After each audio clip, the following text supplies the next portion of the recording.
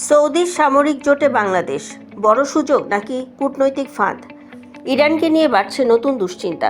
আসসালামু আলাইকুম।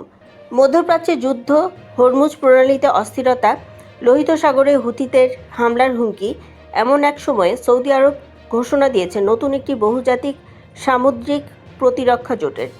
আর সেই জোটের সদস্যদের তালিকায় রয়েছে বাংলাদেশের নামও।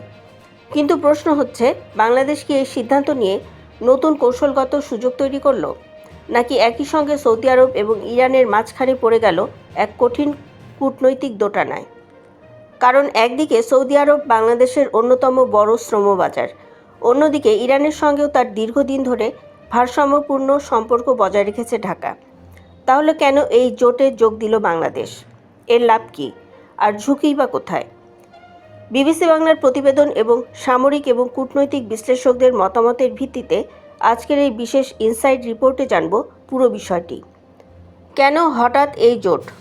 দর্শক, 2026 সালের শুরু থেকেই ইরান যুক্তরাষ্ট্র সংঘাত মধ্যপ্রাচ্যের নিরাপত্তা পরিস্থিতিকে আমূল বদলে দিয়েছে। বিশ্বের অন্যতম গুরুত্বপূর্ণ জ্বালানি পরিবহন পথ হরমুজ প্রণালী দীর্ঘদিন ধরে উত্তেজনার কেন্দ্রবিন্দু। এদিকে বিকল্প হিসেবে ব্যবহৃত লোহিত সাগর এবং বাব আল মানদেব প্রণালীও এখন নিরাপদ নয়। ইরান সমর্থিত হুথি গোষ্ঠীর হামলা এবং অবরোধের হুমকির কারণে আন্তর্জাতিক বাণিজ্য এবং জ্বালানি পরিবহন নতুন করে ঝুঁকির মুখে পড়েছে। এই পরিস্থিতিতে সৌদি আরব একটি বহুজাতিক সামুদ্রিক প্রতিরক্ষা জোট গঠনের ঘোষণা দেয়।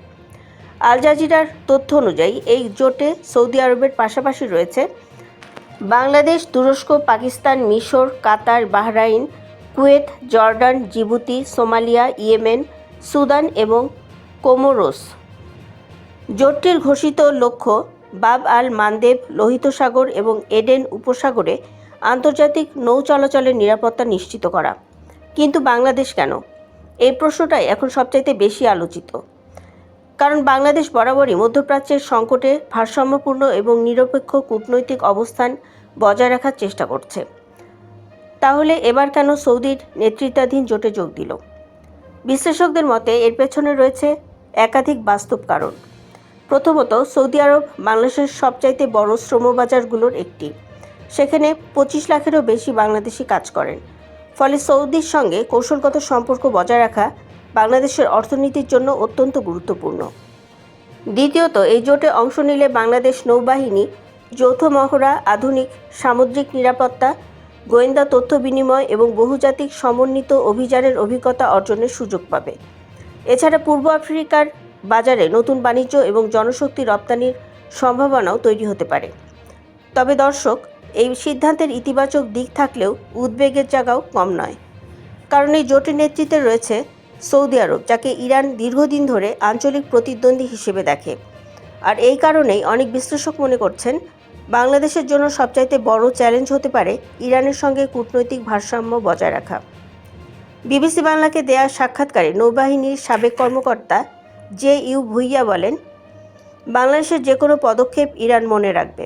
ভবিষ্যতে যদি ইরান আরও শক্তিশালী অবস্থানে যায়, তাহলে সেই সম্পর্ক বাংলাদেশের জন্য গুরুত্বপূর্ণ হয়ে উঠতে পারে। অন্যদিকে অবসরপ্রাপ্ত সেনা কর্মকর্তা ডাক্তার নাসির উদ্দিন আহমেদ আরও একটি গুরুত্বপূর্ণ প্রশ্ন তুলেছেন। তার মতে এই জোটটি জাতিসংঘের শান্তিরক্ষা মিশনের মতো নয়। অর্থাৎ যদি বাস্তবে কোনো সংঘাত তৈরি হয়, তাহলে সেখানে দায়িত্ব পালনকারী সদস্যদের নিরাপত্তা কিভাবে নিশ্চিত করা হবে, সেই প্রশ্নেরও স্পষ্ট উত্তর এখনও সামনে আসেনি। তিনি 1990 সালের উপসাগরীয় যুদ্ধের অভিজ্ঞতার কথা স্মরণ করিয়ে বলেন, তখন আন্তর্জাতিক নিরাপত্তার ব্যবস্থার সহায়তা ছিল। কিন্তু এবার যদি পরিস্থিতি আরও জটিল হয়, তাহলে বাংলাদেশি সদস্যদের নিরাপত্তার নিশ্চিত করবে কে? আর এখানে উঠে আসে বাংলাদেশের দীর্ঘদিনের সবার সঙ্গে বন্ধুত্ব, কারো সঙ্গে বৈরিতা নয়, এই পররাষ্ট্রনীতির প্রশ্ন। ইরান যুক্তরাষ্ট্র সংঘাত শুরু হওয়ার পর থেকে বাংলাদেশ সব পক্ষকে সংযত থাকার আহ্বান জানিয়েছে এবং আলোচনার মাধ্যমে সংকট সমাধানের ওপর জোর দিয়েছে। কিন্তু এখন সৌদি নেতৃত্বাধীন এই জোটে অংশ নেওয়ার পর প্রশ্ন উঠেছে, ঢাকা কি একই ভারসাম্য ধরে রাখতে পারবে? বিশ্লেষকদের মতে সেটি এখন বাংলাদেশের সবচাইতে বড় কূটনৈতিক পরীক্ষা। তবে দর্শক, এই জোট নিয়ে আরেকটি বিষয় বিশেষভাবে গুরুত্বপূর্ণ। সৌদি আরবের প্রতিরক্ষা মন্ত্রণালয় বলছে, এই জোট কোনো দেশের বিরুদ্ধে সামরিক অভিযান চালানোর জন্য নয়। এর মূল উদ্দেশ্য হল গোয়েন্দা তথ্য বিনিময়, যৌথ টহল, যৌথ মহড়া এবং বাব আল মানদেব লোহিত সাগর এবং এডেন উপসাগরে আন্তর্জাতিক নৌপথের নিরাপত্তা নিশ্চিত করা। অর্থাৎ আনুষ্ঠানিকভাবে এটি একটি প্রতিরক্ষামূলক জোট। তবুও বাস্তবতা হলো, বর্তমান মধ্যপ্রাচ্যের উত্তেজনাপূর্ণ পরিস্থিতিতে এই জোটকে ইরান কিভাবে দেখবে, সেটি এখন বড় প্রশ্ন। বিশ্লেষকদের মতে বাংলাদেশের সামনে এখন দুটি সমান এবং গুরুত্বপূর্ণ দায়িত্ব রয়েছে। একদিকে সৌদি আরবের সঙ্গে অর্থনৈতিক, শ্রমবাজার এবং কৌশলগত সম্পর্ক টিকিয়ে রাখা, অন্যদিকে ইরানের সঙ্গেও দীর্ঘদিনের কূটনৈতিক সম্পর্ক এবং ভারসাম্য বজায় রাখা। অর্থাৎ সুযোগ যেমন তৈরি হয়েছে, তেমনি ঝুঁকিও বেড়েছে। এখন পুরো বিষয়টি নির্ভর করবে বাংলাদেশ এই অংশগ্রহণকে কিভাবে ব্যাখ্যা করে এবং আন্তর্জাতিক অঙ্গনে এই ধরনের কূটনৈতিক বার্তা দেয় তার উপর। যদি ঢাকা স্পষ্টভাবে বোঝাতে পারে যে এই অংশগ্রহণ শুধুমাত্র আন্তর্জাতিক নৌপথের নিরাপত্তা নিশ্চিত করার জন্য, কোনো দেশের বিরুদ্ধে অবস্থান নেওয়ার জন্য নয়, তাহলে কূটনৈতিক ভারসাম্য বজায় রাখা তুলনামূলকভাবে সহজ হতে পারে।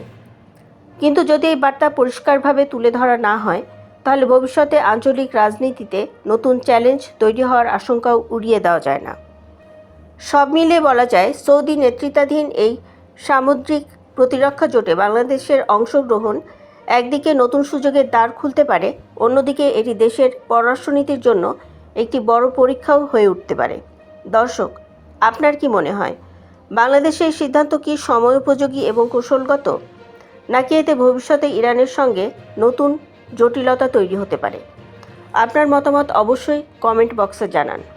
মধ্যপ্রাচ্যর আন্তর্জাতিক রাজনীতি, ভূরাজনীতি এবং বাংলাদেশের স্বার্থ সংশ্লিষ্ট গুরুত্বপূর্ণ আন্তর্জাতিক বিশ্লেষণ সবার আগে পেতে বিডি হট নিউজ চ্যানেলটি সাবস্ক্রাইব করুন এবং বেল আইকন অন করে আমাদের সঙ্গেই থাকুন। ধন্যবাদ।